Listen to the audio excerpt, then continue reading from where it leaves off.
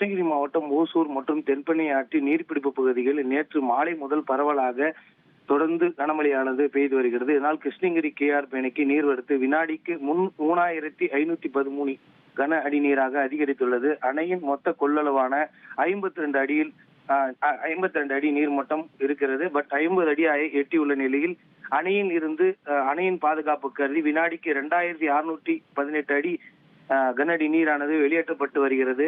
இதனால் கிருஷ்ணகிரி மாவட்டத்தில் பெரியமுத்தூர், திம்மாபுரம், சுண்டேக்குப்பம், காவேரிப்பட்டினம், கால்வேஅள்ளி, பெண்ணேஸ்வரம் மடம், சவுட்டள்ளி, தலியள்ளி உள்ளிட்ட 8 கிராமங்களுக்கும் தருமபுரி மாவட்டம் மற்றும் திருவண்ணாமலை மாவட்டங்களுக்கும் வெள்ள அபாய எச்சரிக்கையாக விடப்பட்டுள்ளது. குறிப்பாக தென்பெண்ணை ஆற்றில் கரையோர மக்களுக்கு அபாய வெள்ள எச்சரிக்கையானது விடப்பட்டுள்ளது. குறிப்பாக ஆற்றில் இறங்கவோ துணிகள் துவைக்கவோ அல்லது மாடுகளை மேய்க்கவோ ஆற்றில் இறங்க வேண்டாம் என மாவட்ட நிர்வாகம் அறிவுறுத்தியுள்ளது.